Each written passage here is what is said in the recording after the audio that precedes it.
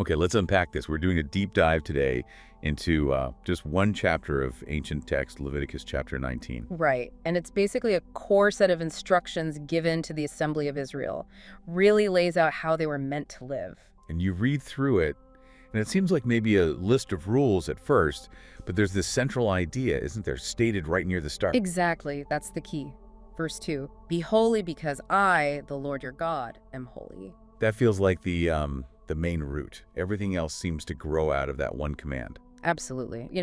This isn't just some abstract thought. This call to holiness, it gets translated immediately into really specific practical commands. Commands that touch pretty much every part of life. Almost everything. So for this deep dive, our goal is to really get into these different instructions, see how wide-ranging they are, and try to understand what it meant, for them, this ancient community, to live a holy, a righteous life based on these rules. Precisely. We want to see how that big principle, being holy, like God is holy, shapes everything from religious rituals right down to daily interactions. Okay, so let's start right there with that foundation. Be holy because I, the Lord your God, am holy. Yeah. How does the text immediately connect that to real life? Well, the very next verse, verse 3, it links it straight to really fundamental duties. Respecting your mother and father. Okay, family first. And observing the Sabbaths. So you have these crucial relationships, family, and then the relationship with God through sacred time right there at the core of practical holiness. And then right after that, a clear warning against turning away, right? Verse 4. Yep. Do not turn to idols or make metal gods for yourselves. It sets up this idea that loyalty, reverence has to be singular. No divided attention allowed, essentially. Exactly. The source material is quite clear. Their whole identity, the authority for these rules, it's all tied to this one source. Anything else is incompatible with being holy in this way. Okay, so speaking of that relationship with the divine, the chapter gets into specific rules for religious practice, like those fellowship offerings. It gets quite detailed. Oh, it does. Super specific. How they have to be eaten, when they have to be eaten. Right, it says same day or the next day. Yeah, verses 5 and 6. Same day or the next, and anything left over. Got to be burned by day 3. And if you don't follow that, the consequences sound pretty serious. They are. Verse 7 says, if you eat it on the 3rd day, it's impure. It will not be accepted. Impure, not accepted. Okay. And the person who eats it, verse 8, says they're held responsible because they've desecrated what is holy to the Lord.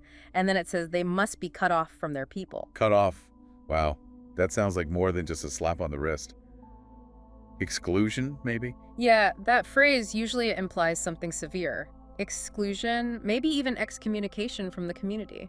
It really highlights how seriously they took the proper handling of these sacred things. And the Sabbath command comes back later too, doesn't it? Mm. Linked with respecting the sanctuary. It does, in verse 30, revering the sanctuary. So you have these specific holy times and holy places marked out. Distinct from the everyday. Right.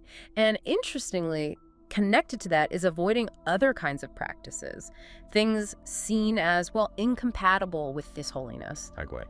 Things like divination, seeking omens, or going to mediums or spiritists. That's in verses 26 and 31. And for the mediums and spiritists, it gives a reason, doesn't it? Something about being defiled. Yeah, verse 31 says directly, avoid them because you will be defiled by them. So kind of spiritual contamination warning. Exactly. It's just holiness also means separating yourself from things considered, polluting or things that might lead you away from faithfulness to God. Okay, this next part for me is where the chapter gets really compelling.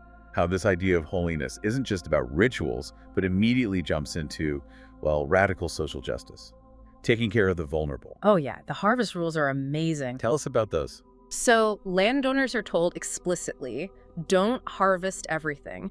Don't scrape the edges of your fields clean. Don't go back for the gleanings, the stuff dropped or missed. Okay. Same for vineyards. Don't strip it bare on a second pass. Don't pick up fallen grapes.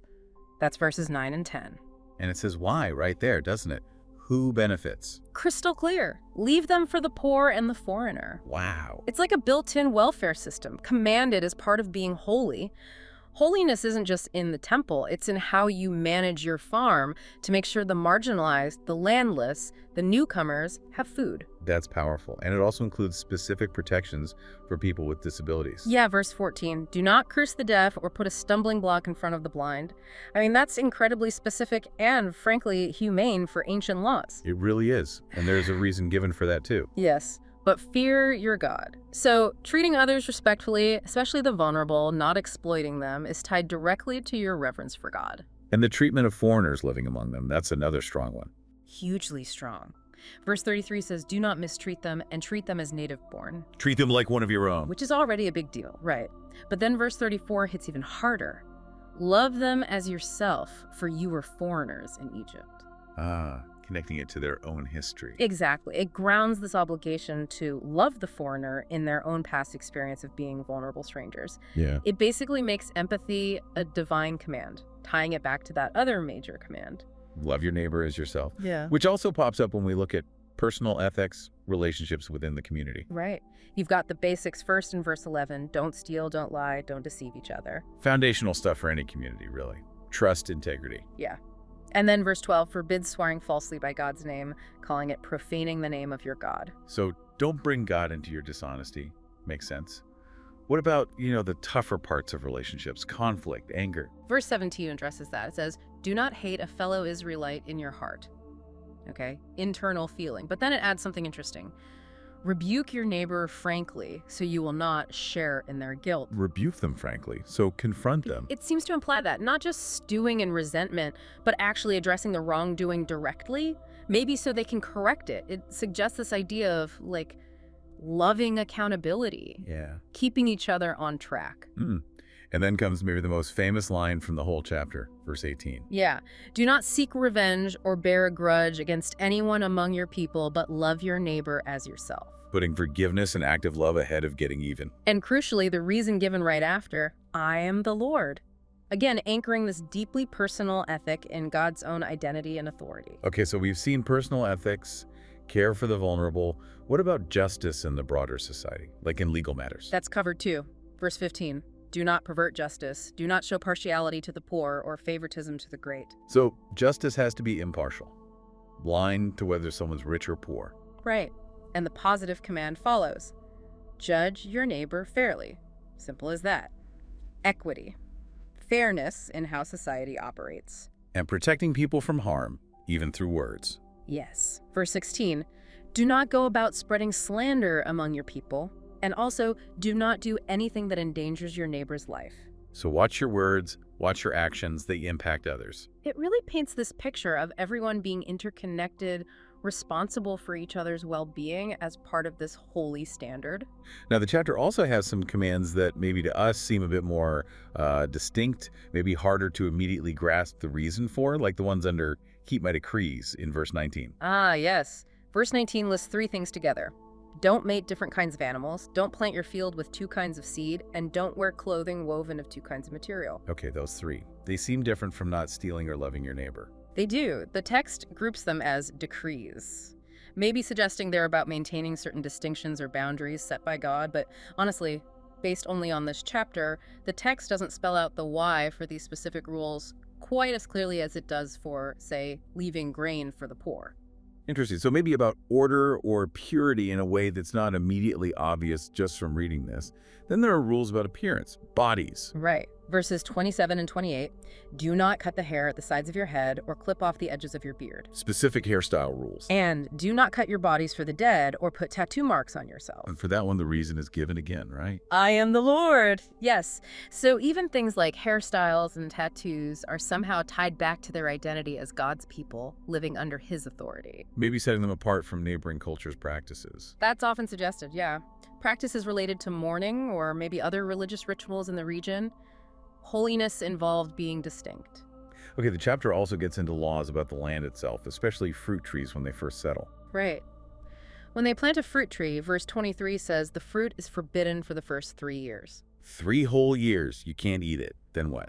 The 4th year is special, verse 24. In the 4th year, all its fruit will be holy, an offering of praise to the Lord.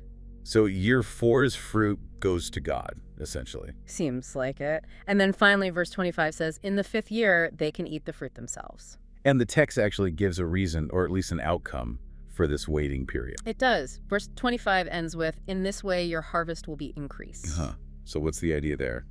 Delaying gratification. Acknowledging God first. It seems to combine those things. You wait, you acknowledge God as the source of the bounty by dedicating the first real harvest, then you enjoy it. And the text links this faithful practice directly to future abundance from the land. Okay, the chapter also touches on sexual conduct, family life. There's a rule against prostitution. Yes, verse 29. Do not degrade your daughter by making her a prostitute. And it warns this isn't just about the individual. Right, it says something about the whole land. Yeah, or the land will turn to prostitution and be filled with wickedness. Again, showing how individual choices are seen to have wider communal consequences. And there's even a very specific, almost like a case law example in there, isn't there? About a man and a female slave. Yes, verses 20 to 22.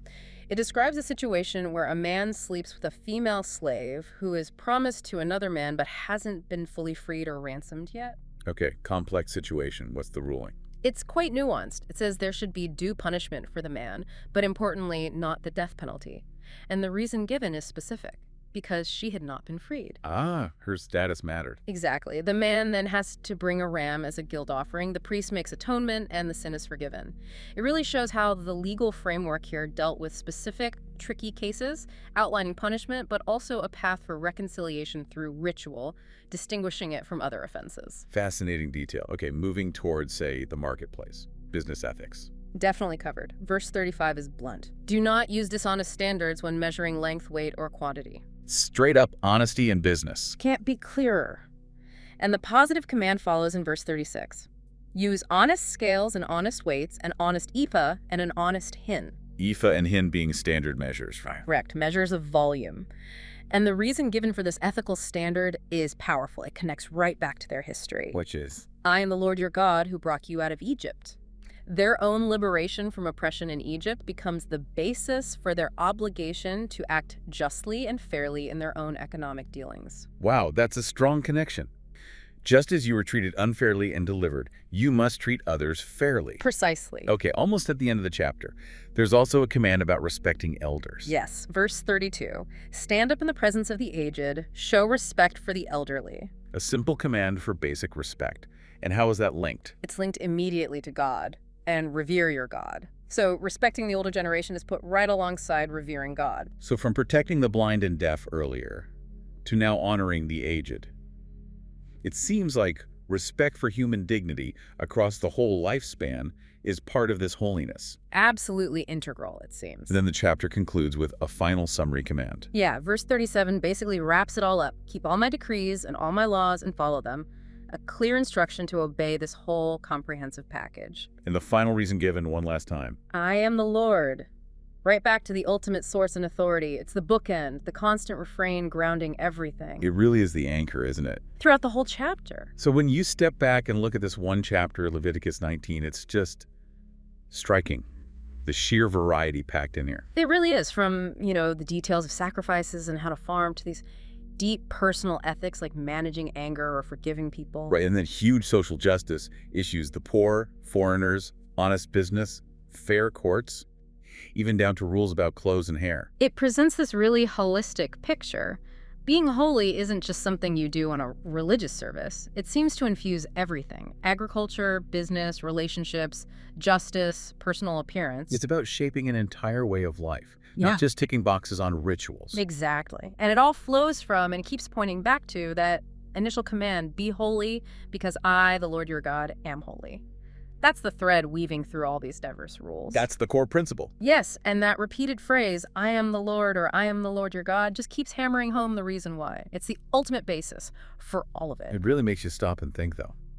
How does this one guiding idea, trying to reflect God's holiness, branch out into such specific, wide-ranging rules for, well, everything, from farming and business deals to family arguments and even what fabric you wear?